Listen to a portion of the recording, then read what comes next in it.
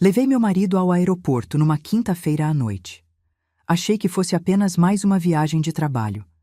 Mas quando estava prestes a ligar o carro para voltar, meu filho de 6 anos agarrou meu braço com tanta força que suas unhas cravaram na minha pele.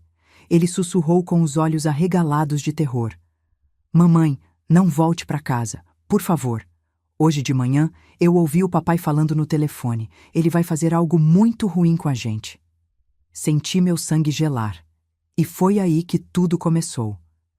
Mas antes de continuar, confira se você já está inscrito no canal e escreva nos comentários. De onde você está assistindo este vídeo? Adoramos saber até onde nossas histórias estão chegando. O terminal do aeroporto estava lotado naquela noite. Luzes fluorescentes refletiam no chão polido enquanto dezenas de pessoas se movimentavam com suas malas, correndo para não perder voos, se abraçando em despedidas emocionadas. Eu estava ali, parada ao lado do meu marido Lucas, tentando sorrir enquanto ele ajeitava a mala de mão no ombro. Lucas sempre foi um homem impecável. Naquela noite, vestia uma camisa social azul marinho perfeitamente passada, o cabelo penteado para trás com aquele gel que ele adorava e aquele sorriso que me conquistou há 8 anos. Para qualquer pessoa que olhasse de fora, éramos o casal perfeito. O marido bem-sucedido saindo para mais uma reunião importante, a esposa dedicada que veio se despedir e o filho quietinho segurando a mão da mãe. Mas algo estava errado. Eu só não sabia o quê. Vai ser só uma semana, amor, Lucas disse, passando a mão no meu rosto com aquela delicadeza de sempre. Quando eu voltar, a gente sai para jantar, só nós dois. Que tal? Assenti, forçando um sorriso. Parece ótimo. Ele se abaixou na altura do nosso filho, Pedro. E você, campeão? Vai cuidar bem da mamãe para mim? Pedro não respondeu. Apenas olhou para o pai com uma expressão que nunca tinha visto antes. Não era raiva, nem tristeza. Era medo. Medo puro. Pedro, o papai está falando com você, eu disse baixinho, tocando o ombro dele. Tá bom, Pedro murmurou, tão baixo que mal deu para ouvir. Lucas riu, bagunçando o cabelo do menino. Tá ficando tímido, é? Filho, você tem 6 anos, já é um homenzinho. Ele beijou a testa de Pedro e se levantou novamente. Bom, preciso ir. Vão ficar bem? Vamos sim. Boa viagem. Observei Lucas atravessar o portão de segurança, acenando uma última vez antes de desaparecer no meio da multidão. Respirei fundo. Mais uma semana sozinha com Pedro. Nada que eu já não estivesse acostumada. Lucas viajava muito a trabalho. Pelo menos era isso que ele sempre dizia. Vamos, filho, vamos para casa. Caminhamos até o estacionamento em silêncio. Pedro segurava minha mão, mas diferente de outras vezes, ele apertava com força. Seus dedinhos estavam gelados, mesmo com o calor daquela noite de verão. Achei estranho, mas não disse nada. Pedro sempre foi uma criança quieta, introspectiva. Passava horas brincando sozinho no quarto, montando quebra-cabeças ou desenhando. Nunca deu trabalho. Chegamos ao carro. Abri a porta de trás para Pedro entrar na cadeirinha, mas ele não se moveu. Ficou parado, olhando para mim com aqueles olhos castanhos enormes, cheios de lágrimas. Pedro, o que foi, amor? Foi quando ele disse. Aquelas palavras que mudariam tudo. Mamãe, não volta para casa, por favor. Franzi a testa confusa. Como assim, meu bem? A gente precisa ir para casa. Já tá tarde. Você tem aula amanhã. Não! Ele gritou, e nunca tinha ouvido Pedro gritar daquele jeito. Sua voz ecoou pelo estacionamento vazio. A gente não pode voltar. Por favor, mamãe, acredita em mim. Meu coração começou a acelerar. Ajoelhei na frente dele, segurando seus ombros. Pedro, você está me assustando. O que aconteceu? Lágrimas escorriam pelo rostinho dele agora. Hoje de manhã eu acordei cedo. Fui até a cozinha beber água e ouvi o papai falando no telefone no escritório dele. E daí, filho? O papai sempre fala no telefone. Não, mamãe, não era igual das outras vezes. A voz dele tremeu. Ele estava falando baixo, tipo quando ele não quer que ninguém escute. E ele disse que depois que ele fosse para o aeroporto, alguém ia fazer uma coisa muito ruim com a gente. Senti como se alguém tivesse jogado água fria nas minhas costas. Pedro, você deve ter entendido errado. Eu não entendi errado! Ele gritou de novo, desesperado. Ele disse assim: quando eu estiver no avião, pode fazer. Só espera eu estar longe. E a outra pessoa perguntou: e se elas tentarem sair? E o papai disse. Ele disse. Pedro soluçou, incapaz de continuar. Peguei ele no colo, mesmo sendo pesado demais para isso agora. Ele enterrou o rosto no meu pescoço, chorando tanto que seu corpo inteiro tremia. Ele disse o quê, meu amor? Pode me contar? Entre os soluços, ouvi a voz abafada de Pedro.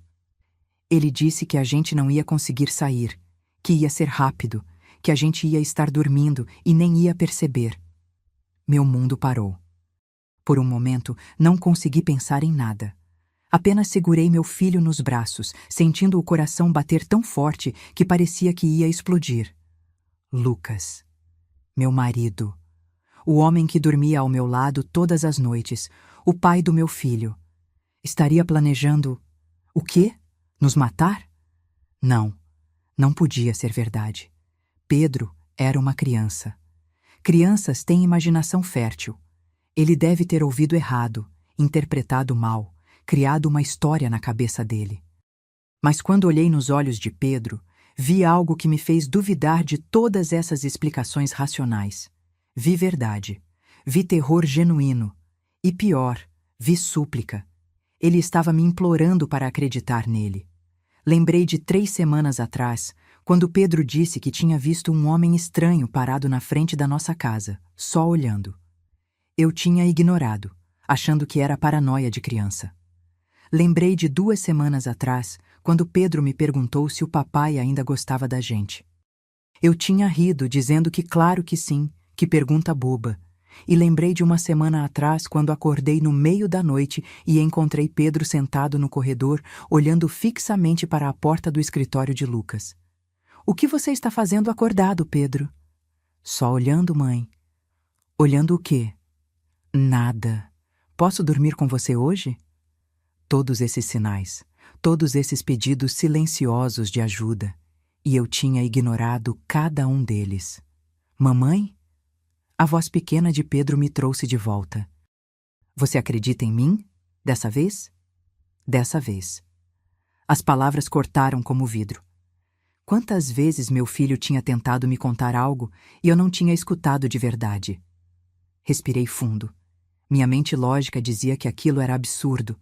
Mas meu instinto, aquele instinto de mãe que a gente aprende a nunca ignorar, estava gritando que algo estava muito, muito errado.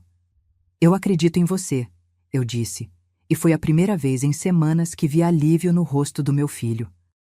Coloquei Pedro no banco de trás e ajeitei o cinto de segurança dele com as mãos tremendo. Sentei no banco do motorista e fechei a porta. O silêncio dentro do carro era sufocante. Coloquei a chave na ignição, mas não liguei o motor ainda. Precisava pensar. Se Pedro estava certo, e cada fibra do meu ser estava começando a acreditar que sim, então havia alguém esperando por nós em casa. Alguém que Lucas tinha mandado fazer algo conosco. Algo que aconteceria enquanto estivéssemos dormindo. Olhei para o relógio do painel. 21h45. O voo de Lucas decolaria em meia hora. Se o plano dele era que isso acontecesse depois que ele estivesse no ar, tínhamos no máximo 1 hora antes de... Antes de quê? O que exatamente estava esperando por nós? Peguei meu celular. Pensei em ligar para a polícia. Mas dizer o quê? Que meu filho de 6 anos ouviu uma conversa e acha que o pai quer nos machucar? Eles iam achar que eu era louca. Ou pior, iam avisar Lucas, e se eu estivesse errada, destruiria meu casamento por causa de um mal-entendido. Mas e se eu estivesse certa? Mamãe, a gente não vai para casa, né? A voz de Pedro soou pequena do banco de trás. Não, amor, a gente não vai. Liguei o motor, mas em vez de sair do estacionamento em direção à nossa casa, dirigi para o lado oposto. Não sabia para onde estava indo, só sabia que precisava ficar longe.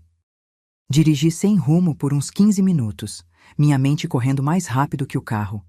Passou por uma área residencial, depois por algumas lojas fechadas, até que vi uma rua sem saída escura, escondida atrás de um conjunto de prédios comerciais antigos.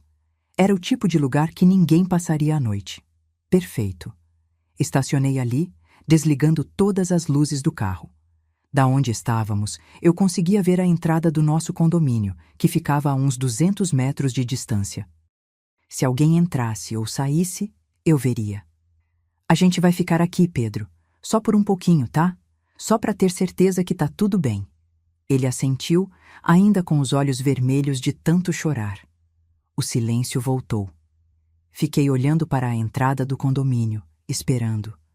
Parte de mim torcia para que nada acontecesse. Para que Pedro tivesse entendido errado e eu pudesse rir disso tudo amanhã de manhã. Mas a outra parte de mim, a parte que estava começando a acordar depois de anos adormecida, sabia que algo estava prestes a acontecer. E eu estava certa. Eram exatamente 22h30 quando vi o carro. Uma SUV preta com vidros escuros apareceu devagar na entrada do condomínio. Não era um carro que eu reconhecia. Nossos vizinhos dirigiam sedãs, um ou outro tinha um carro importado, mas ninguém tinha uma SUV daquele modelo. E definitivamente, ninguém andava com vidros tão escuros que era impossível ver quem estava dentro. O carro parou por um momento no portão. Esperei para ver se o porteiro ia barrar, se ia pedir identificação, fazer alguma coisa. Mas o portão simplesmente se abriu. Meu estômago revirou. Mamãe! Pedro sussurrou do banco de trás. Aquele carro? Eu sei, filho. Fica quietinho. A SUV entrou devagar no condomínio, seguindo pela rua principal até virar na nossa rua. Meu coração disparou quando ela diminuiu a velocidade exatamente em frente à nossa casa. Nossa casa. Número 42. Não podia ser coincidência. O carro parou ali. Por longos segundos, nada aconteceu. Apenas aquele veículo escuro e sinistro parado na frente da casa onde eu morava há 5 anos. A casa onde Pedro tinha aprendido a andar. A casa onde eu tinha acreditado que estava construindo uma família. Então as portas se abriram. 2 homens saíram. Mesmo de longe, dava para ver que não eram pessoas comuns. Vestiam roupas escuras, calça jeans preta, jaquetas com capuz. Um deles tinha uma mochila nas costas. O outro carregava algo na mão que eu não consegui identificar. Eles olharam para os lados, verificando se alguém estava vendo. A rua estava completamente deserta. Todos os vizinhos já deviam estar dentro de casa, assistindo TV, jantando, vivendo suas vidas normais, sem imaginar o que estava acontecendo ali fora. Foi quando vi algo que fez meu sangue congelar. Um dos homens tirou algo do bolso. Algo pequeno e metálico que brilhou sob a luz fraca do poste. No começo pensei que fosse uma arma, e meu corpo inteiro se preparou para gritar, para fazer alguma coisa, mas então percebi o que era. Uma chave. Ele tinha uma chave da nossa casa. O homem caminhou até o portão da frente e, com toda a calma do mundo, inseriu a chave na fechadura. Ouvi o clique mesmo de dentro do carro, mesmo a essa distância. Ou talvez tenha só imaginado. Mas vi o portão se abrir suavemente, sem resistência. Como ele tem a chave? Murmurei para mim mesma, mas mesmo enquanto fazia a pergunta, já sabia a resposta. Lucas tinha dado a eles.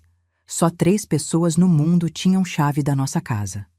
Eu, Lucas e a cópia reserva que ficava no escritório de Lucas, na gaveta trancada da escrivaninha dele. A náusea que senti foi tão forte que precisei abrir a janela do carro para respirar. Ar frio da noite entrou, mas não ajudou. Nada ajudaria. Porque agora tinha certeza absoluta. Meu marido tinha planejado isso. Tinha dado nossa chave para homens estranhos. Tinha dito para eles entrarem na nossa casa enquanto eu e Pedro estaríamos dormindo. Os 2 homens entraram no quintal e caminharam até a porta da frente. O mesmo procedimento: chave, fechadura, porta abrindo. Eles entraram na nossa casa como se fossem os donos, como se tivessem todo o direito de estar ali. E então, a porta se fechou atrás deles. Fiquei paralisada, encarando nossa casa. De fora, tudo parecia normal. As luzes estavam apagadas, como eu tinha deixado quando saímos para o aeroporto. As cortinas fechadas. O jardim que eu tinha regado de manhã estava quieto sob a brisa noturna. Mas lá dentro havia 2 homens. 2 estranhos, na minha casa. Mamãe, eles entraram. A voz de Pedro estava trêmula. O que eles vão fazer? Não sei, amor. Mas eu sabia. No fundo, eu sabia. Pedro tinha ouvido Lucas dizer que seria rápido, que estaríamos dormindo. Havia apenas uma coisa que se fazia com pessoas dormindo que era rápida e... Não consegui nem completar o pensamento. Peguei meu celular. As mãos tremiam tanto que quase deixei cair. Pensei em ligar para a polícia. Dessa vez tinha provas reais. Tinha homens invadindo minha casa. Não importava que tivessem chave, eles não moravam lá. Não tinham autorização para estar lá. Mas antes que pudesse discar, algo aconteceu. Uma luz fraca apareceu em uma das janelas do 2º andar. A janela do quarto de Pedro. Os homens tinham subido. Observei aquela luz se mover, provavelmente uma lanterna, indo de um cômodo para outro. Meu quarto, o banheiro, o escritório de Lucas, a sala. Eles estavam procurando por alguma coisa, ou por alguém. Precisavam ter certeza de que a casa estava vazia antes de fazer o que quer que Lucas tivesse mandado fazer. 5 minutos se passaram. Depois, 10. A luz continuava se movendo pela casa. Em algum momento vi a luz da cozinha se acender, depois apagar. Então o escritório. Depois apagar novamente. O que eles estão procurando? Sussurrei. Foi Pedro quem respondeu com aquela clareza assustadora que crianças às vezes têm. A gente, mamãe. Eles estão procurando a gente. E ele estava certo. É claro que estava. Eles precisavam confirmar que não estávamos lá. Que o plano tinha dado errado de alguma forma. Que a mulher e o filho, que deveriam estar dormindo em suas camas, não estavam em lugar nenhum da casa. Imaginei a confusão deles, a frustração. Porque fosse lá o que Lucas tinha planejado, não podia ser executado se não estivéssemos lá. Continuei observando. A luz agora estava no térreo de novo, na sala de estar. Vi sombras se movendo atrás das cortinas. Depois, tudo ficou escuro novamente. Pensei que talvez fossem embora. Que desistiriam e ligariam para Lucas dizendo que o trabalho não podia ser feito. Mas não foi isso que aconteceu. Um dos homens apareceu na janela da cozinha. Vi claramente quando ele abriu algo. Parecia uma garrafa. Ele despejou o conteúdo em algum lugar que não consegui ver. Depois se moveu para a sala. Fez a mesma coisa. E foi quando o cheiro chegou até mim. Mesmo de dentro do carro, mesmo a 200 metros de distância, senti. Um cheiro forte, químico, que me fez lembrar do posto de gasolina. Gasolina. Eles estavam derramando gasolina na nossa casa. Não, eu sussurrei. Não, não, não. Foi quando vi o clarão. Pequeno no começo, apenas uma faísca na janela da sala. Mas cresceu. Rápido. Assustadoramente rápido. Em questão de segundos, vi chamas laranjas lambendo as cortinas. O vidro da janela estilhaçou com o calor, e as chamas saltaram para fora, subindo pela parede externa. Eles tinham colocado fogo na nossa casa. Um grito ficou preso na minha garganta. Minhas mãos apertaram o volante com tanta força que meus dedos ficaram brancos. No banco de trás, ouvi Pedro começar a chorar. Nossa casa! Mamãe, nossa casa está pegando fogo. Eu não conseguia responder. Apenas observava, horrorizada, enquanto as chamas se espalhavam. A janela do quarto de Pedro explodiu. Fumaça preta e densa começou a subir, iluminada por baixo pelo brilho sinistro do fogo. Tudo que tínhamos estava lá dentro. As roupas de Pedro. Seus brinquedos. As fotos da nossa família. A manta que minha mãe tinha feito para mim antes de morrer. Os desenhos que Pedro tinha feito na escola. Memórias. Vida. Tudo virando cinzas. Mas pior que isso, muito pior, era a compreensão do que teria acontecido se tivéssemos voltado para casa. Estaríamos dormindo. Pedro no quartinho dele, com seus dinossauros de pelúcia. Eu no meu quarto, provavelmente lendo antes de dormir. Tranquilas, desavisadas. E então o fogo começaria. Talvez acordássemos com a fumaça. Ou talvez não. Talvez a fumaça nos deixasse inconscientes antes mesmo de percebermos o perigo. E então? Então seria só uma tragédia. Um acidente horrível. Uma mãe e um filho mortos em um incêndio doméstico, enquanto o marido e pai estavam em viagem de trabalho. O álibi perfeito. As portas da nossa casa se abriram de repente. Os dois homens saíram correndo, tossi, claramente afetados pela fumaça. Mas não pareciam assustados. Pareciam apressados, como quem tem um trabalho para terminar e não quer perder tempo. Entraram na SUV rapidamente. O motor ligou e o carro saiu em alta velocidade, virando a esquina e desaparecendo na noite. Fiquei ali sentada, observando nossa casa queimar. As chamas já tinham tomado quase todo o segundo andar. O telhado começava a ceder. Vizinhos estavam saindo de suas casas agora, alguns gritando, outros correndo para ajudar. Ouvi sirenes ao longe. Alguém tinha chamado os bombeiros. Mas era tarde demais para salvar a casa, tarde demais para salvar qualquer coisa. Mamãe, Pedro soluçou. O papai mandou eles fazer isso? Olhei para meu filho pelo retrovisor. Seu rostinho estava molhado de lágrimas, iluminado pelo brilho distante do fogo. Ele era tão pequeno, tão inocente, e tinha tentado me avisar. Sim, meu amor, respondi, minha voz saindo embargada. Ele mandou. Por quê? A gente fez alguma coisa errada? Essa pergunta partiu meu coração em pedaços. Não, filho, nós não fizemos nada errado, nada disso é culpa sua. Nunca foi. Meu celular vibrou. Com as mãos ainda trêmulas, olhei para a tela. Era uma mensagem de Lucas. Amor, acabei de pousar. Espero que você e o Pedro estejam dormindo bem. Ligo amanhã cedo. Amo vocês. Li a mensagem 3 vezes. Cada palavra era como uma facada. Dormindo bem. Ele sabia exatamente o que estava acontecendo naquele momento.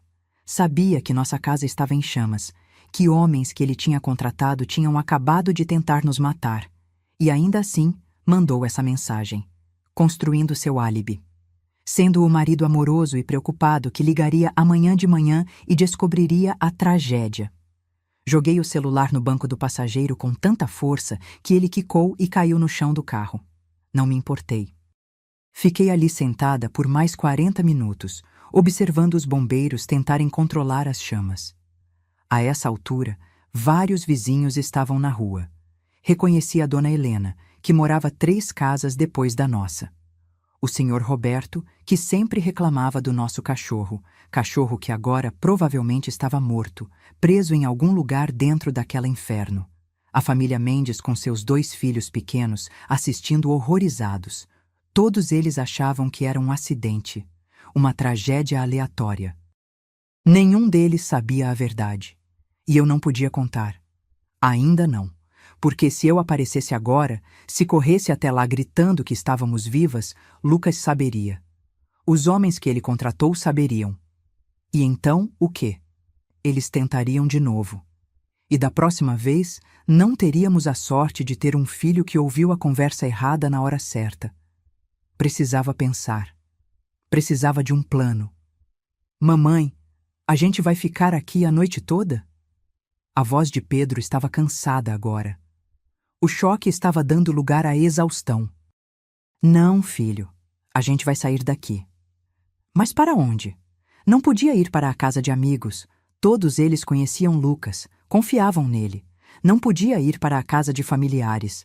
Meus pais tinham morrido anos atrás, e os poucos tios e primos que tinha moravam longe e não teriam como me ajudar contra um homem como Lucas.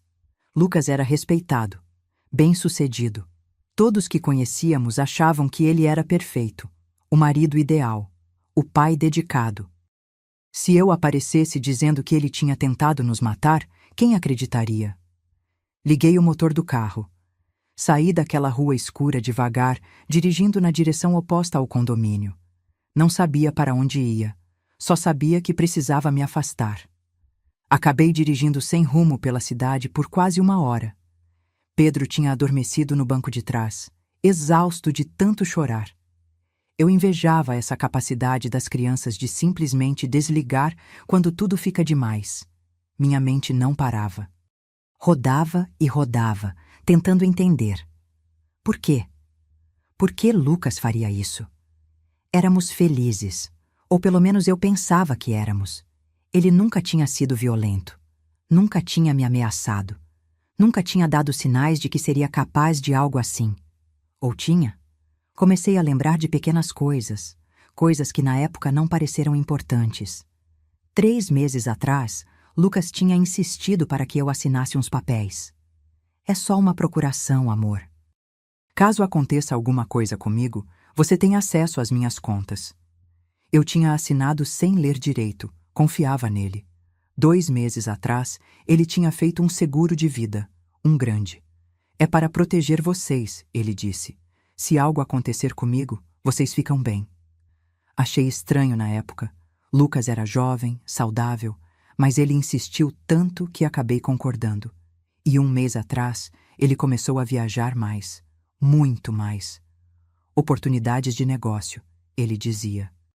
Mas agora eu me perguntava, eram mesmo negócios? Ou ele estava planejando isso? Construindo álibis, estabelecendo um padrão de viagens frequentes para que quando acontecesse, ninguém desconfiasse. Tudo se encaixava agora. Tudo fazia um sentido horrível e perfeito. Parei em um posto de gasolina 24 horas na saída da cidade.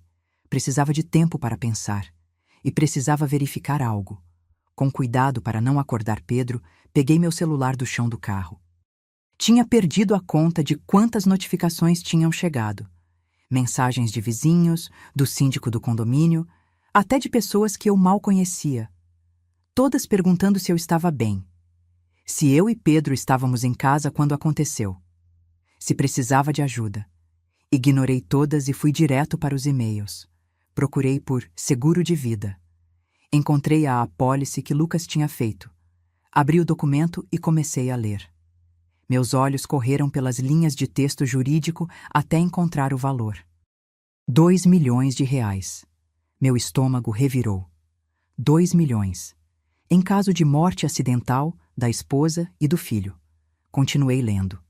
A apólice tinha sido feita há exatamente 6 semanas. Tinha um período de carência de 30 dias que já tinha passado. E o beneficiário em caso de nossa morte era... Lucas. É claro. Encostei a cabeça no volante, sentindo uma onda de náusea tão forte que pensei que fosse vomitar ali mesmo. 2 milhões de reais. Era isso. Éramos isso para ele. Não éramos família. Não éramos pessoas que ele amava. Éramos um investimento, um problema a ser resolvido, um caminho para dinheiro fácil. Quantas vezes ele tinha olhado para mim com aqueles olhos carinhosos, me beijado, dito que me amava, enquanto já planejava como nos matar. Quanto tempo ele tinha passado pesquisando, procurando pessoas para fazer o trabalho sujo, calculando o melhor momento? E Pedro, meu Deus, Pedro, seu próprio filho, a criança que ele tinha segurado no colo quando nasceu, que tinha ensinado a andar, a quem tinha lido histórias antes de dormir. Como um homem se torna capaz disso? Não tinha resposta. Talvez nunca tivesse. O celular vibrou de novo. Outra mensagem. Dessa vez não era de Lucas. Era de um número desconhecido. Parabéns por escapar, mas não por muito tempo. Ele vai descobrir. E quando descobrir, não haverá lugar no mundo onde vocês possam se esconder. Meu sangue gelou. Deixei o celular cair como se estivesse queimando. Eles sabiam. De alguma forma, eles sabiam que não estávamos mortas. E estavam me avisando. Olhei ao redor do posto de gasolina. Estava quase vazio, só um frentista sonolento e um caminhoneiro abastecendo. Mas, de repente, cada sombra parecia ameaçadora. Cada carro estacionado poderia ter alguém me observando. Precisava sair dali. Precisava de ajuda. Ajuda de verdade. Foi quando me lembrei. Anos atrás, quando meu pai ainda estava vivo, ele tinha um advogado. Uma mulher chamada Doutora Mariana. Ela tinha ajudado minha família com a herança quando meu avô morreu. Era discreta, inteligente, e meu pai confiava nela completamente. Se você algum dia tiver um problema grande, meu pai tinha dito uma vez, um problema que não pode contar para ninguém, procure a doutora Mariana. Ela vai saber o que fazer. Na época, achei estranho.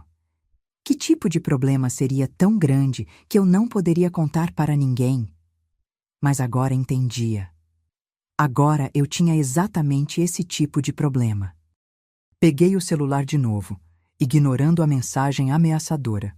Procurei nos meus contatos antigos, aqueles que tinha transferido de celular em celular ao longo dos anos sem nunca deletar. E lá estava. Doutora Mariana Silva. O número era de anos atrás. Podia nem funcionar mais, mas era minha única chance. Disquei. Eram quase 2 da manhã.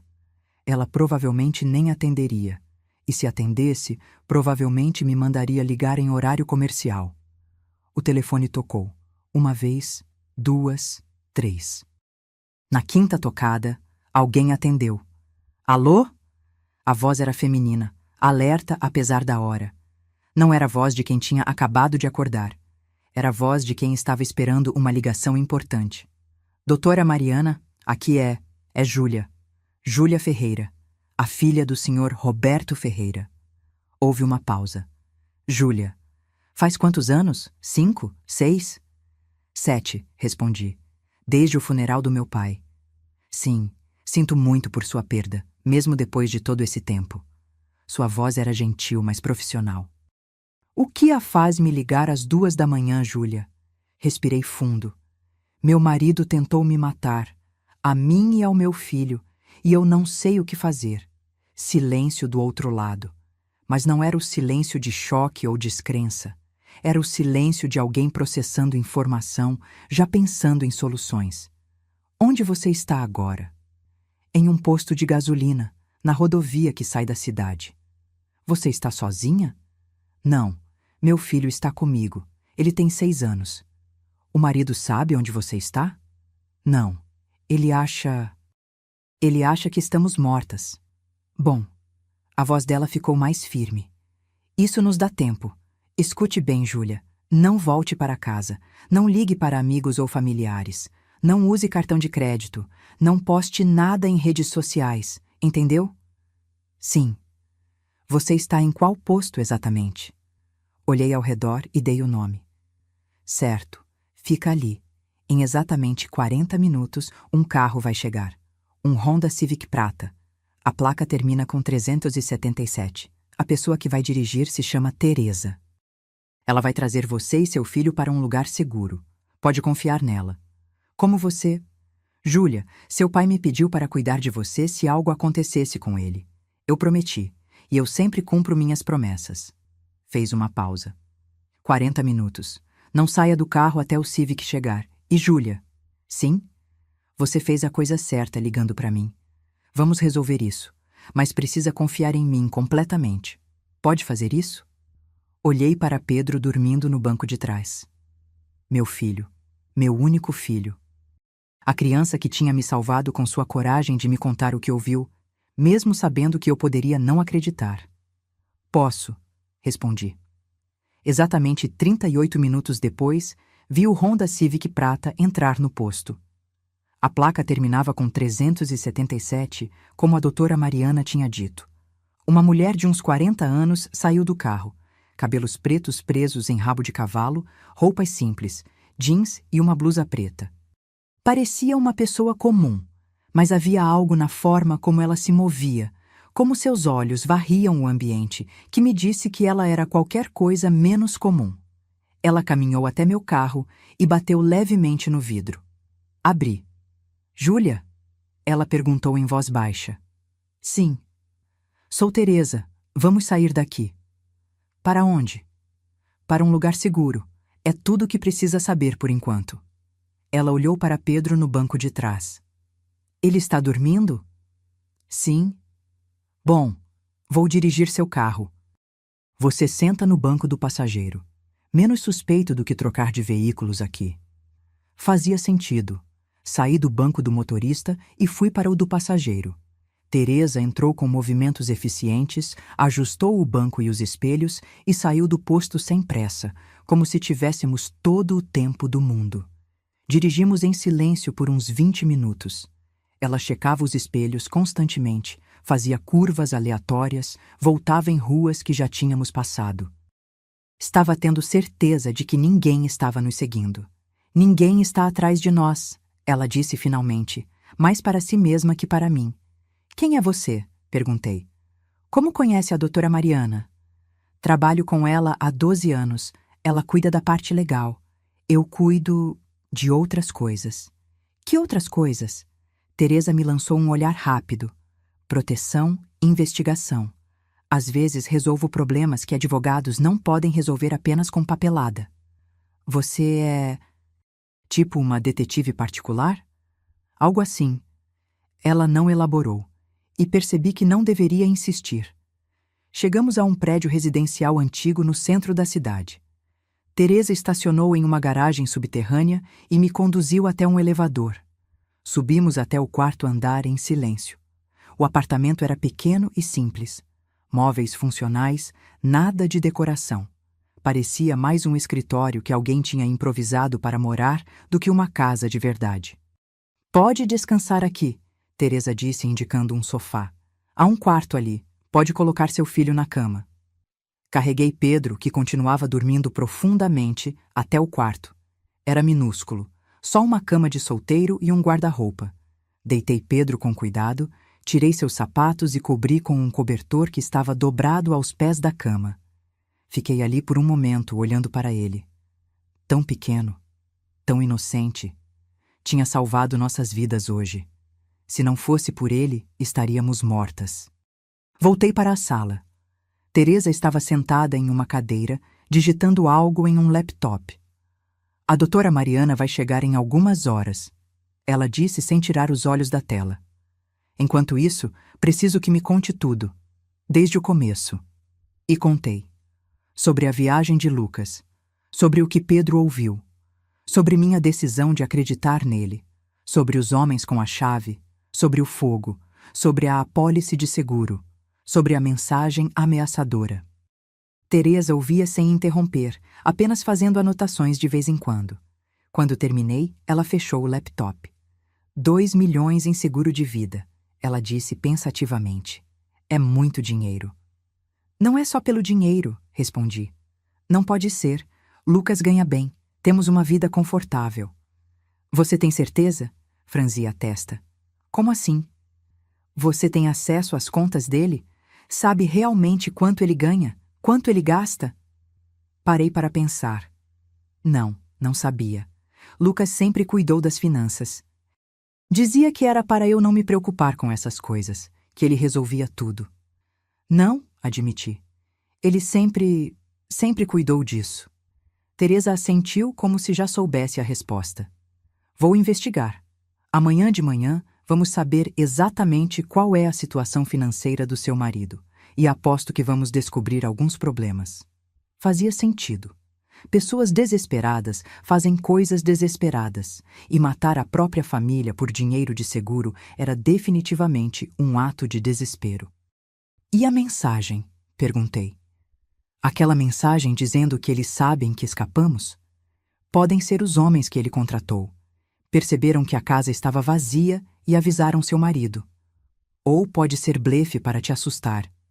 Teresa me olhou nos olhos. De qualquer forma, eles vão descobrir que você está viva em breve. Quando o corpo de bombeiros terminar de vasculhar os escombros e não encontrar corpos, vão declarar vocês como desaparecidas. Seu marido vai ficar sabendo. E então? Então ele vai agir. Vai fingir estar desesperado procurando por vocês. Vai usar a mídia, redes sociais, tudo. Vai se fazer de marido preocupado e vai estar procurando vocês de verdade. Não para salvar, mas para terminar o trabalho. O medo que tinha estado adormecido pela adrenalina voltou com força total. O que eu faço? Nada. Fica escondida. Deixa a doutora Mariana e eu cuidarmos disso. Temos experiência com esse tipo de situação. Que tipo de situação? Teresa hesitou antes de responder. Mulheres em perigo, crianças em perigo. Não é a primeira vez que lidamos com maridos que tentam matar as esposas. E, infelizmente, provavelmente, não será a última. Não sabia se isso me reconfortava ou me assustava mais. Passei o resto da noite acordada no sofá, incapaz de dormir. Cada ruído no corredor fazia meu coração disparar. Cada carro que passava na rua lá fora poderia ser eles vindo nos buscar. Teresa eventualmente adormeceu na cadeira, mas mesmo dormindo parecia alerta, como um soldado treinado para acordar ao menor sinal de perigo. Quando o sol finalmente começou a nascer, iluminando a cidade através das janelas com cortinas fechadas, ouvi a chave girando na fechadura. Teresa acordou instantaneamente, a mão indo para algo na cintura. Uma arma, percebi com um choque.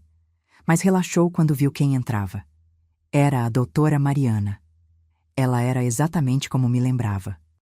Mulher de uns 50 anos, cabelos grisalhos cortados em um bob elegante, óculos de armação fina, terno impecável mesmo àquela hora da manhã.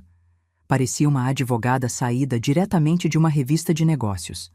Mas quando me olhou, vi algo além da profissional competente. Vi compaixão e determinação. Júlia, ela disse, colocando a pasta que carregava sobre a mesa. Sinto muito pelo que está passando, mas quero que saiba. Você não está sozinha nisto. Senti lágrimas queimarem meus olhos. Eram as primeiras palavras gentis que ouvia desde que tudo começou. Obrigada, consegui dizer. Teresa me colocou a par da situação. Passei a noite investigando seu marido. Ela abriu a pasta e tirou vários documentos. E o que descobri... Bem, explica muita coisa. O quê? A doutora Mariana pousou o primeiro documento na minha frente. Era um extrato bancário. Lucas está falido, completamente falido. Tem dívidas de mais de R$500 mil. Olhei para os números sem acreditar. Como era possível? Vivíamos bem. Nunca faltou nada. Como? Jogo. Apostas online principalmente. Começou pequeno há uns 2 anos. Foi piorando. Ele pegou empréstimos com agiotas para cobrir as perdas. Quando não conseguiu pagar, pegou mais empréstimos para pagar os primeiros.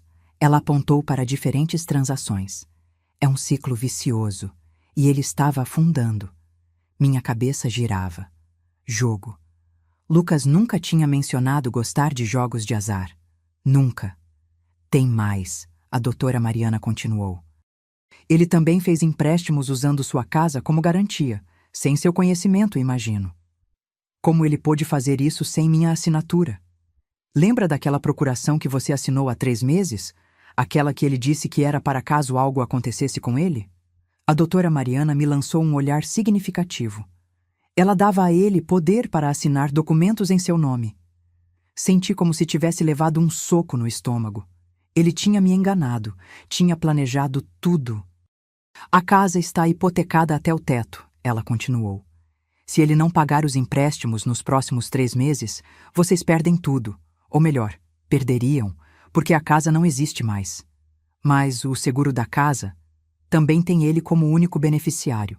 A seguradora vai pagar a indenização a ele. A doutora Mariana juntou os papéis. Júlia, vou ser direta. Lucas criou um plano perfeito. Mata vocês duas em um incêndio acidental.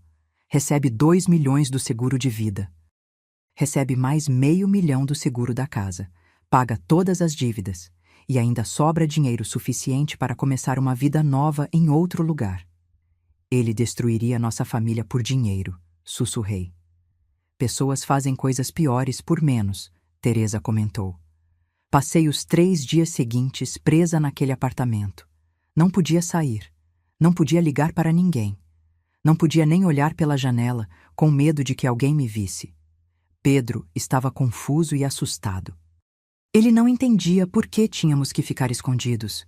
Por que não podíamos voltar para casa? Por que o papai estava procurando por nós nos noticiários como se estivesse preocupado quando sabíamos a verdade? Porque sim, Lucas estava nos procurando e estava fazendo um show disso. Teresa me mostrou as reportagens. Lucas dando entrevistas, chorando diante das câmeras, implorando para que qualquer pessoa que tivesse visto sua esposa e filho desaparecidos entrasse em contato. Ofereceu recompensa. Criou páginas em redes sociais. Mobilizou voluntários para procurar. Era nauseante assistir. Aquele homem chorando na TV era o mesmo que tinha contratado pessoas para nos queimar vivas. Ele é bom Nestor, Teresa comentou, desligando a TV. Muito bom. Quase dá para acreditar que ele realmente se importa. Como ele consegue? Perguntei. Como consegue mentir assim? Prática, a doutora Mariana respondeu. Ela tinha vindo visitar todos os dias, trazendo atualizações. Pessoas como ele mentem há tanto tempo que nem sabem mais a diferença entre verdade e mentira. Para ele, neste momento, a atuação é a realidade. Mas enquanto Lucas fazia seu teatro público, a doutora Mariana e Teresa trabalhavam nos bastidores, investigando, juntando provas, construindo um caso. Encontramos os homens que incendiaram sua casa, Teresa me disse no terceiro dia. Bem, um deles, o outro fugiu da cidade, mas o que ficou, digamos que ele está disposto a conversar. Conversar sobre o quê?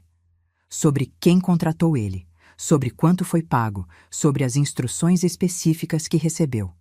Teresa sorriu, um sorriso sem humor. Veja bem, criminosos de aluguel não são conhecidos por sua lealdade. Quando percebeu que o trabalho tinha dado errado e que ia acabar levando a culpa sozinho, ficou muito interessado em fazer um acordo. Então temos prova? Prova de que Lucas contratou ele? Temos mensagens de texto, transferências bancárias, gravações de ligações que ele fez. Aparentemente gostava de gravar as conversas como seguro, caso o patrão tentasse enganá-lo. A doutora Mariana juntou os dedos. Júlia, temos evidências suficientes para prender Lucas hoje mesmo. Meu coração acelerou. Então por que não prendem? Porque queremos mais do que apenas prendê-lo por contratar incendiários, respondeu a doutora Mariana.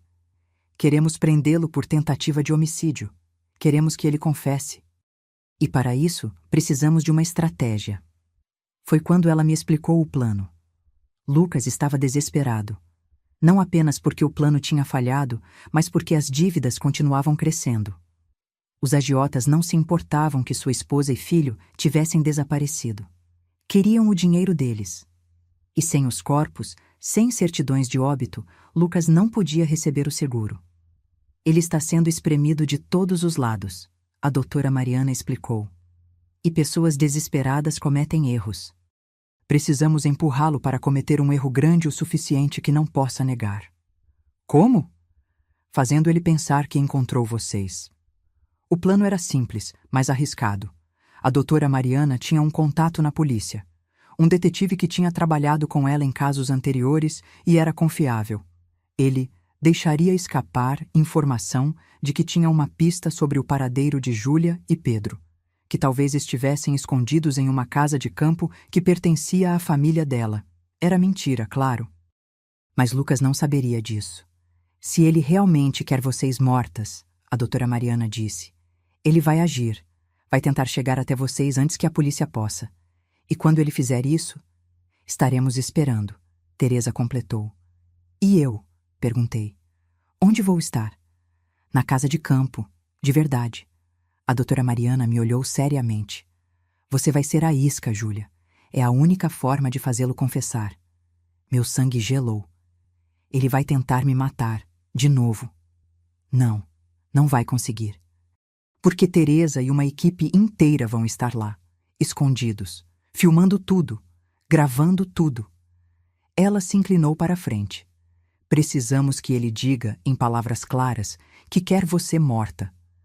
Precisamos que ele ameace você diretamente. Com provas de vídeo e áudio, não há advogado no mundo que possa salvá-lo. E se algo der errado? Não vai dar, Teresa disse com convicção. Vou estar a menos de 3 metros de você o tempo todo, armada, treinada. No segundo que ele fizer qualquer movimento ameaçador, acaba. Olhei para as duas mulheres. Elas pareciam tão certas, tão confiantes, mas tudo o que eu conseguia pensar era: e se não fosse suficiente? E se Lucas fosse mais rápido, mais esperto? E Pedro? Perguntei. Onde ele vai estar durante tudo isso? Aqui, com seguranças que confio, a doutora Mariana respondeu. Ele não vai estar em perigo, prometo. Fechei os olhos. Tudo em mim gritava que era uma má ideia, que era arriscado demais. Que devíamos apenas ir à polícia com as provas que tínhamos e deixar o sistema de justiça fazer seu trabalho. Mas eu sabia que não era suficiente. Provas podiam ser questionadas. Testemunhas podiam ser desacreditadas. Um bom advogado poderia criar dúvida razoável. Mas uma confissão ao vivo? Uma ameaça direta capturada em vídeo? Isso era incontestável. Está bem, eu disse finalmente. Vamos fazer isso. 2 dias depois, eu estava sentada sozinha em uma casa de campo no meio do nada. Era uma propriedade que tinha pertencido aos meus avós e que eu quase tinha esquecido que existia. Pequena, rústica, cercada por árvores. Perfeita para uma emboscada. Teresa e 3 outros seguranças estavam escondidos em posições estratégicas ao redor da casa. Havia câmeras instaladas em todos os cômodos, microfones. Tudo seria registrado. Eu estava vestida com roupas simples, jeans e uma camiseta, sem maquiagem, com cara de quem tinha passado dias se escondendo, com medo. Porque era exatamente isso que eu era.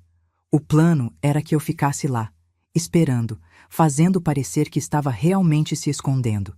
E Lucas viria. A doutora Mariana tinha certeza disso. O detetive vai soltar a informação hoje às 3 da tarde. Teresa tinha me dito pela manhã. Até às 6, Lucas vai estar aqui. Pode apostar. Eram 5:30 agora. O sol estava começando a se pôr, lançando sombras longas pela floresta ao redor. E então ouvi.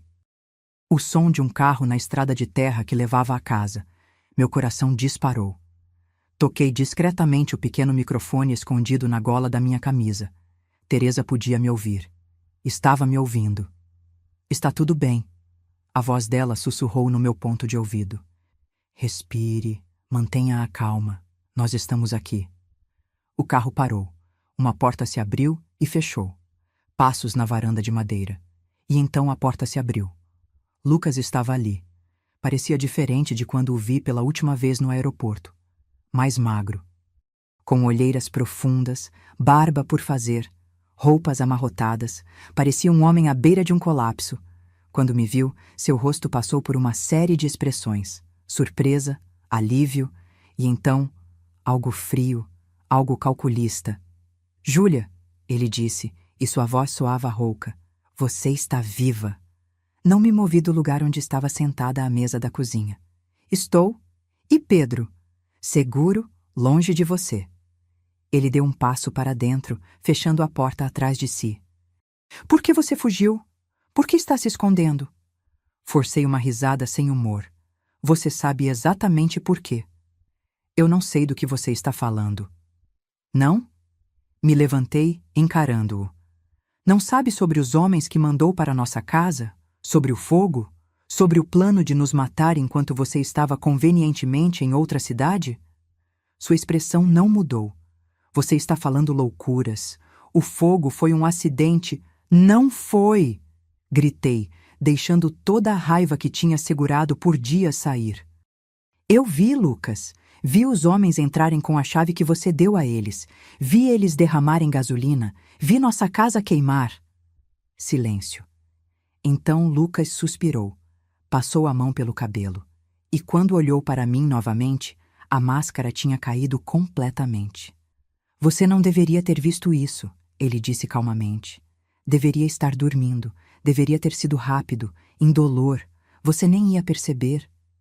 Meu sangue gelou ao ouvir a confissão casual, como se estivesse falando sobre o tempo. Como você pôde? Sussurrei. Somos sua família. Ele riu, uma risada amarga e cansada. Família? Júlia, você nunca entendeu, entendeu?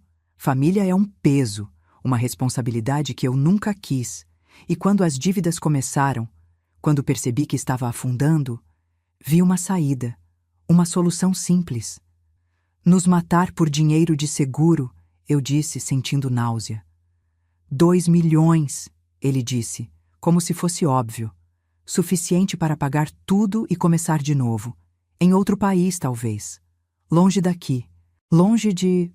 tudo isso. E Pedro? Seu próprio filho? Por um momento, algo parecido com culpa passou pelo rosto dele, mas desapareceu rapidamente. Ele teria uma morte rápida, sem dor. É mais do que muitas crianças conseguem. Quase vomitei ali mesmo.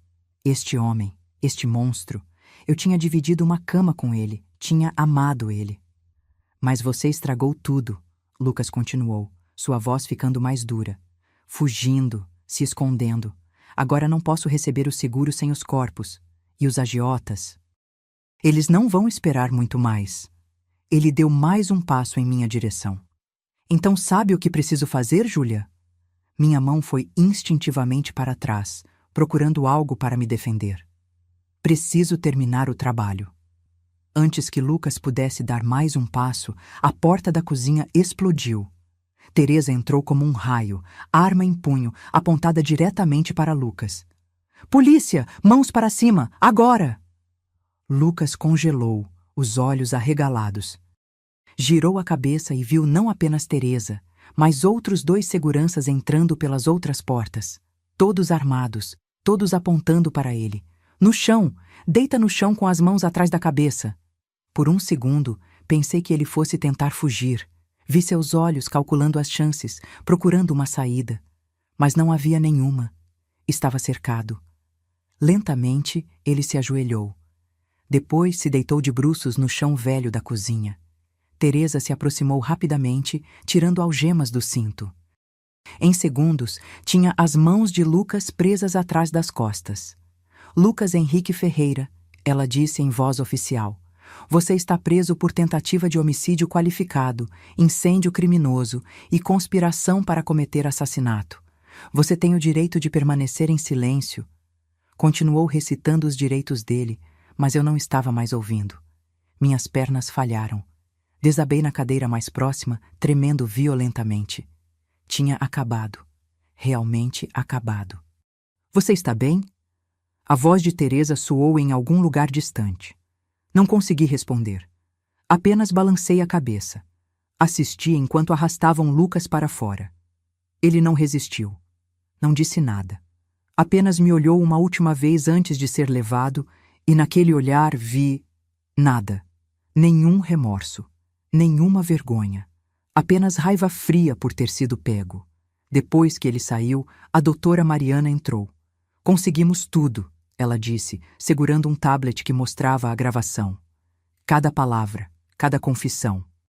É evidência irrefutável. Mais tarde, naquela noite, estava de volta ao apartamento seguro. Pedro correu para mim assim que entrei, agarrando-se às minhas pernas.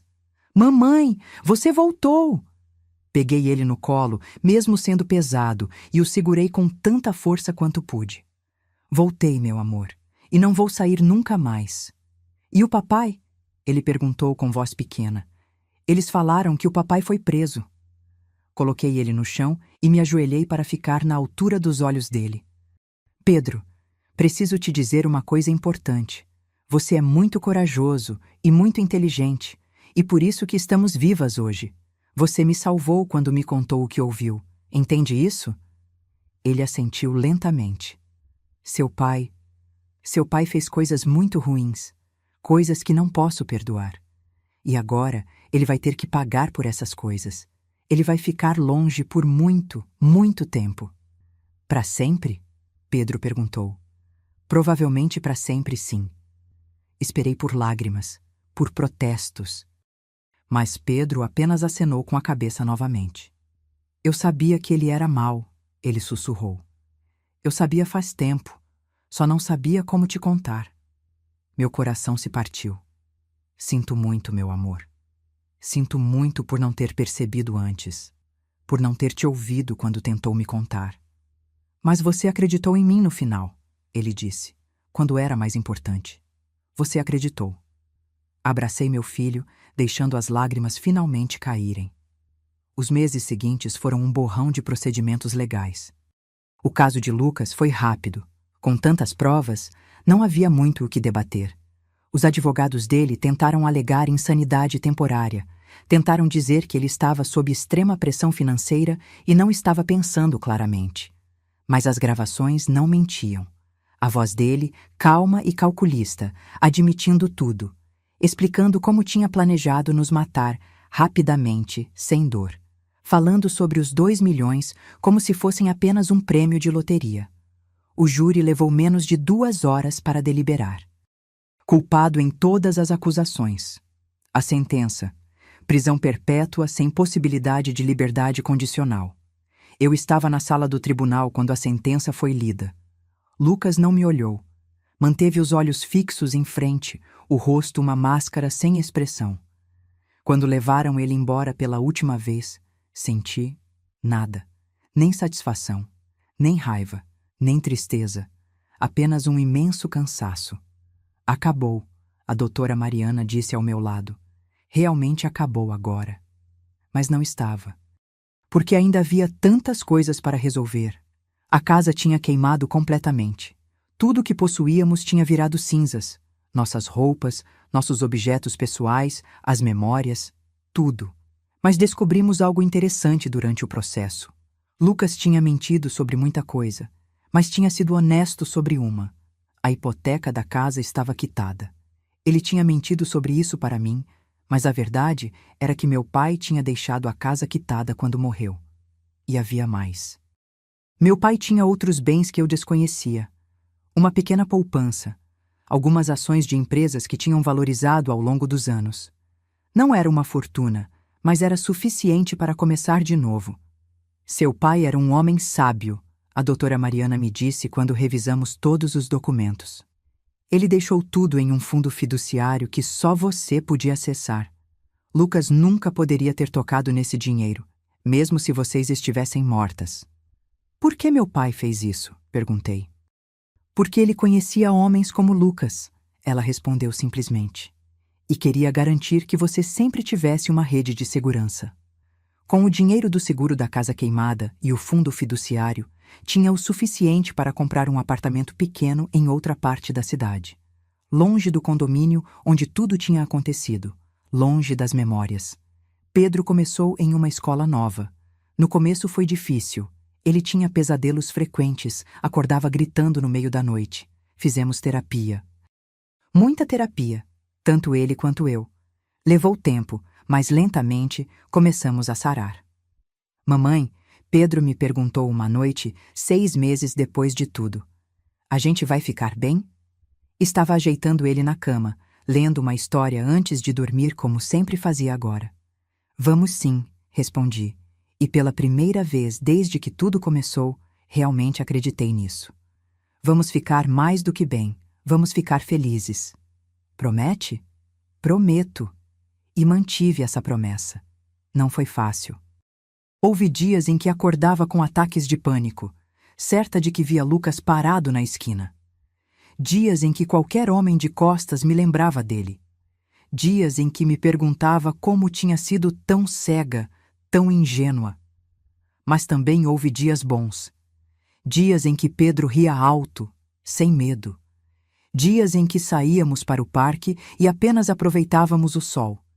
Dias em que percebia que estava construindo uma vida nova, uma vida melhor. 1 ano depois do incêndio, recebi uma carta. Era de Lucas, da prisão. Fiquei olhando para o envelope por muito tempo, sem saber se devia abrir. Finalmente, abri. A carta era curta. Júlia, sei que não tenho o direito de pedir nada. Sei que o que fiz é imperdoável, mas preciso que saiba, me arrependo. Não de ter sido pego, mas do que planejei fazer. Nos meus momentos de lucidez aqui, percebo o monstro em que me tornei. As dívidas, o desespero, transformaram em alguém que não reconheço. Não espero perdão. Não mereço. Mas espero que você e Pedro possam encontrar paz. Espero que possam ser felizes. Lucas. Li a carta 3 vezes. Depois a rasguei em pedaços pequenos e joguei no lixo. Perdão? Talvez um dia. Mas não hoje. Não tão cedo. Hoje tinha que focar em mim e em Pedro. Em construir uma vida onde não precisávamos ter medo. onde podíamos dormir tranquilas sem nos perguntar se alguém estava planejando nos machucar. E estávamos conseguindo. 2 anos se passaram desde aquela noite no aeroporto. 2 anos desde que Pedro me agarrou e sussurrou aquelas palavras que salvaram nossas vidas. Nosso apartamento novo era pequeno, mas aconchegante. Decorei cada canto com cuidado, criando um espaço que fosse só nosso, sem memórias de Lucas, sem sombras do passado. Pedro estava com 8 anos agora, mais alto, mais confiante. Ainda era uma criança quieta, observadora, mas havia uma leveza nele que não existia antes. Ele sorria mais, brincava mais, tinha amigos na escola nova. Mamãe, posso ir jogar bola com o Rafael depois da aula? Ele perguntou numa manhã enquanto tomávamos café. Claro, amor. Só me avisa quando chegar lá, tá? Tá. Ele deu um beijo rápido na minha bochecha e saiu correndo para pegar a mochila. Eu também tinha mudado. Tinha voltado a trabalhar. Algo que Lucas nunca tinha deixado, sempre dizendo que não precisava, que ele cuidava de tudo. Agora trabalhava como assistente administrativa em uma clínica médica. Não era nada glamouroso, mas pagava as contas e me dava independência. E mais importante, me dava propósito. Mas a mudança mais significativa não foi profissional, foi emocional. Tinha aprendido a confiar no meu instinto novamente, a ouvir aquela voz interior que tentava me avisar quando algo estava errado. A voz que tinha ignorado tantas vezes durante meu casamento. Também tinha aprendido algo sobre sinais de alerta, sobre controle disfarçado de cuidado, sobre isolamento disfarçado de proteção, sobre como abusadores trabalham lentamente, cortando suas conexões, minando sua confiança, fazendo você depender completamente deles. Lucas tinha feito tudo isso, e eu tinha deixado acontecer porque achava que era amor. Agora sabia a diferença. A doutora Mariana se tornou não apenas minha advogada, mas uma amiga. Almoçávamos juntas uma vez por mês, e ela sempre perguntava como estávamos. Você é forte, Júlia, ela me disse em um desses almoços. Mais forte do que imagina. Muitas mulheres na sua situação não teriam sobrevivido. Literalmente. Não fui eu, respondi. Foi Pedro. Se não fosse por ele, se não fosse por você acreditando nele, ela me corrigiu. Você ouviu seu filho quando ele mais precisava. Isso salvou vocês dois. Tinha razão. E era algo que carregaria para sempre, a lição de ouvir. Realmente ouvir. Especialmente as vozes pequenas que às vezes sabem mais do que imaginamos. Teresa também permaneceu em contato. Descobri que ela trabalhava em uma organização que ajudava mulheres a escapar de situações de violência doméstica. Oferecia proteção, às vezes ajudava com realocação, fornecia recursos legais. Você já pensou em compartilhar sua história? Ela me perguntou certa vez. Para quê?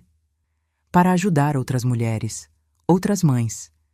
Para que vejam os sinais que você não viu. Para que saibam que podem escapar, mesmo quando parece impossível. Pensei muito sobre isso.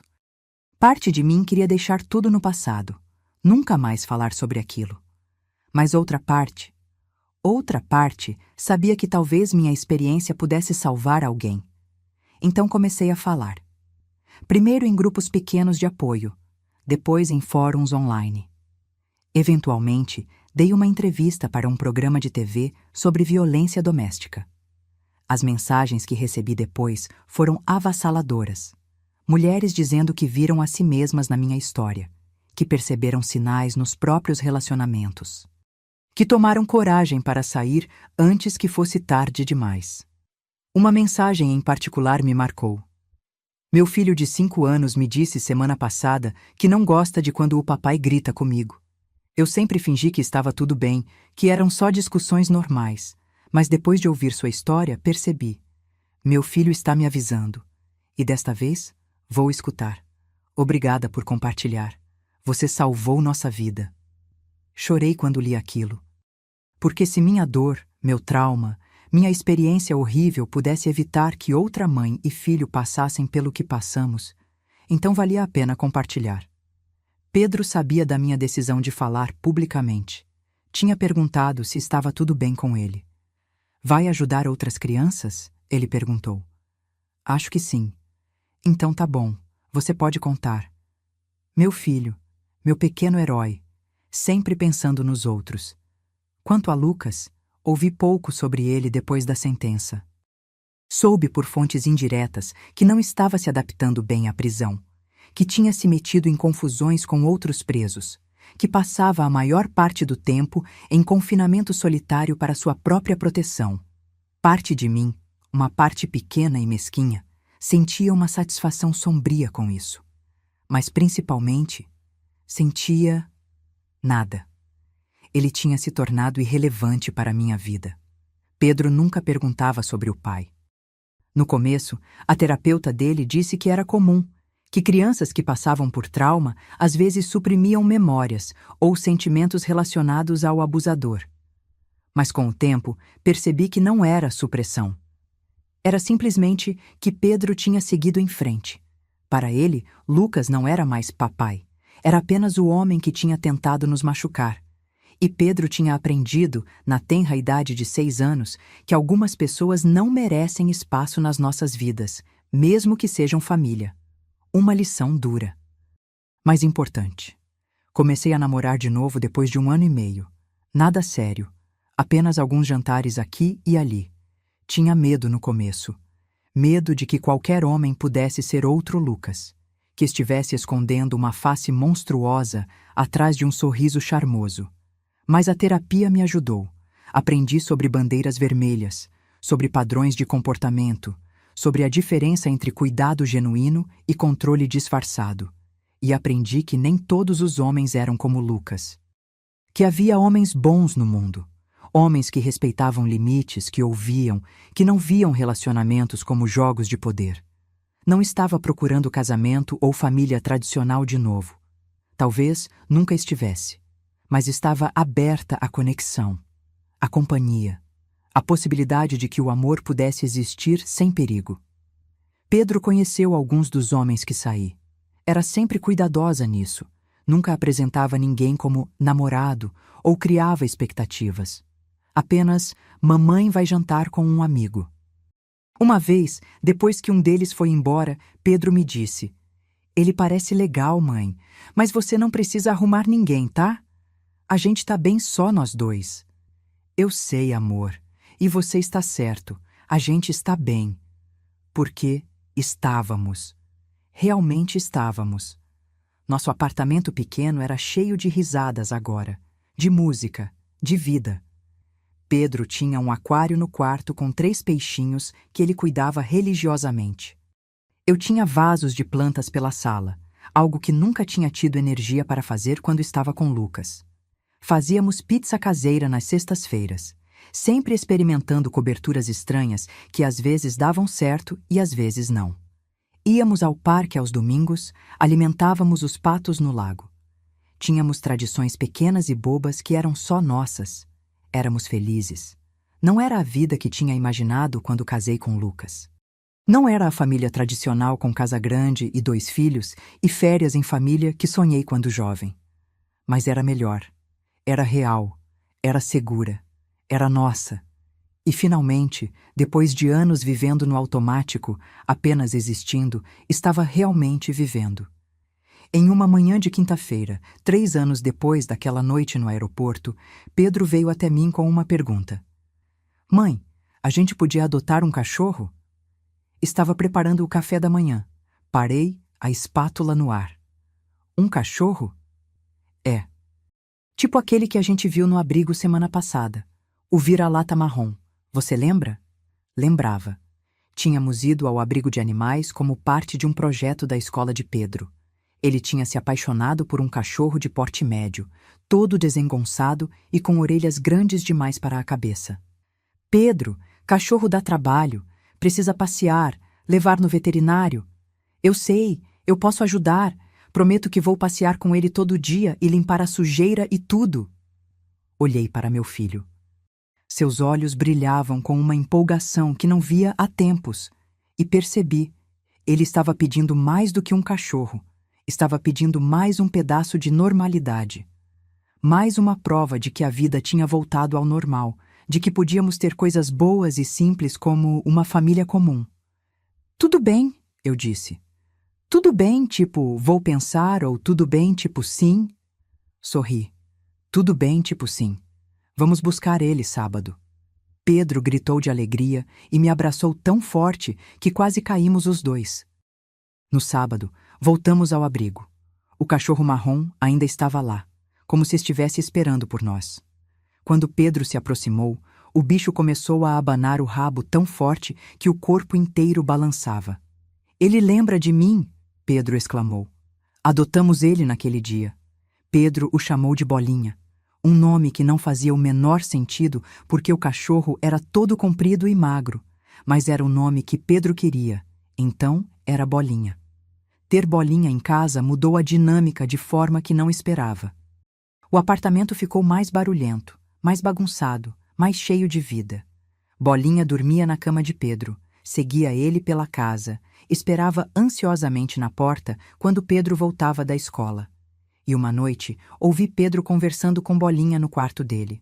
Sabe, Bolinha, a gente passou por umas coisas ruins antes, coisa que não posso te contar porque você é cachorro e não entenderia. Mas agora está tudo bem. A mamãe diz que a gente está seguro, e eu acredito nela. Meu coração se apertou ao ouvir aquilo. Meu filho, que tinha carregado tanto medo, tanta ansiedade, finalmente se sentia seguro novamente. E era verdade. Estávamos seguros. Naquele mesmo mês, recebi uma notícia inesperada. A doutora Mariana me ligou. Júlia, tem algo que preciso te contar, sobre Lucas. Meu estômago se apertou. O quê? Ele está muito doente. Câncer agressivo. Os médicos da prisão dizem que tem no máximo 6 meses. Fiquei em silêncio, processando a informação. Ele está pedindo para ver você e Pedro uma última vez. Não. Júlia, eu disse não. Minha voz saiu mais firme do que esperava. Ele perdeu o direito de nos ver quando planejou nos matar. Não vou expor Pedro a isso. Não vou expor a mim mesma a isso. Entendo. Só achei que você deveria saber. Depois que desliguei, fiquei sentada na sala por um longo tempo pensando. Lucas estava morrendo. O homem que tinha sido meu marido, o pai do meu filho, estava morrendo sozinho em uma cela de prisão. Deveria sentir algo? Pena? Satisfação? Tristeza? Mas tudo o que sentia era alívio. Alívio de que em breve não haveria nem mesmo a possibilidade teórica dele sair da prisão. Alívio de que o último fio que nos conectava seria cortado permanentemente. Não contei para Pedro. Ele não precisava saber. Não ainda. Talvez quando fosse mais velho, se perguntasse. Mas não agora. Lucas morreu 4 meses depois. Recebi uma notificação formal por carta. Sem cerimônia. Sem despedida. Joguei a carta fora e segui com minha vida, porque era isso que tinha, uma vida de verdade, construída sobre bases sólidas de honestidade, segurança e amor verdadeiro entre mãe e filho. Pedro estava crescendo bem. Suas notas na escola eram ótimas. Tinha amigos verdadeiros. Ainda fazia terapia, mas agora era mais para manutenção do que por necessidade urgente. E eu? Estava prosperando de formas que nunca imaginei possíveis. Tinha sido promovida no trabalho. Estava economizando para talvez comprar um apartamento maior no futuro. Estava namorando alguém, um professor de educação física da escola de Pedro, gentil e paciente, que não se importava que fôssemos devagar, que respeitava meus limites e medos. Não sabia se daria certo com ele, mas pela primeira vez em anos estava disposta a tentar. Disposta a acreditar que o amor não precisava vir acompanhado de medo. Uma noite, quase 4 anos depois daquela noite fatídica, Pedro e eu estávamos sentados na varanda pequena do apartamento, tomando chocolate quente. Bolinha dormia aos nossos pés. Mãe, Pedro disse de repente, posso te fazer uma pergunta? Claro, amor. Você se arrepende de ter acreditado em mim naquela noite? A pergunta me pegou de surpresa. Por que pergunta isso? Ele deu de ombros, olhando para a xícara nas mãos. Porque nossa vida mudou muito. Perdemos a casa, nossas coisas. Tivemos que fugir e nos esconder. Você teve que trabalhar muito. A gente teve que começar tudo de novo. Coloquei minha xícara de lado e virei para olhá-lo. Pedro, me escuta bem. A melhor decisão que já tomei na minha vida inteira foi acreditar em você naquela noite. Porque se não tivesse acreditado, a gente não estaria aqui. Não teríamos essa vida que a gente tem agora. Sim, perdemos coisas, mas ganhamos algo muito mais importante. O quê? Liberdade, segurança, a chance de sermos felizes de verdade. Segurei a mão dele. Não me arrependo de nada, nem por um segundo. Ele sorriu. Aquele sorriso lindo e aberto que ele só tinha começado a dar depois que tudo acabou. Eu também não, ele disse. Acho que a gente está melhor agora. Só nós dois, e o Bolinha. Ri. E o Bolinha. Ficamos ali sentados em silêncio confortável, observando as luzes da cidade. E percebi que era verdade. Estávamos melhor. Muito melhor. A vida tinha me jogado no inferno. Tinha me mostrado que o homem que amava era capaz de atrocidades inimagináveis. Tinha me tirado tudo o que pensava que precisava. Mas também tinha me dado de volta algo que perdi sem perceber durante meu casamento. Minha própria força. Minha voz. Minha capacidade de proteger meu filho e a mim mesma. Tinha me dado o Pedro que conhecia agora, corajoso, observador, resiliente. Tinha me dado esta vida simples, mas verdadeira, onde cada dia era uma escolha de ser feliz, de seguir em frente, de não deixar o passado definir o futuro. E mais importante, tinha me ensinado a ouvir, a prestar atenção nos sinais, a confiar no meu instinto e nas vozes pequenas que às vezes sabem mais do que todos os adultos juntos.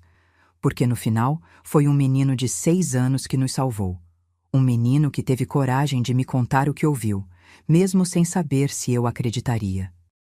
E uma mãe que, pela primeira vez em muito tempo, decidiu ouvir de verdade.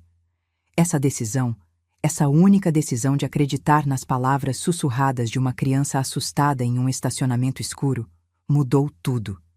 Salvou nossas vidas e nos deu uma segunda chance de viver da forma certa. Juntos, seguros, felizes.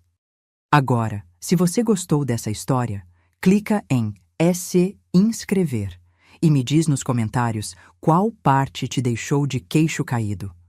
Ah, e não esqueça de se tornar membro para ter acesso a vídeos exclusivos que não posto aqui. Te espero lá.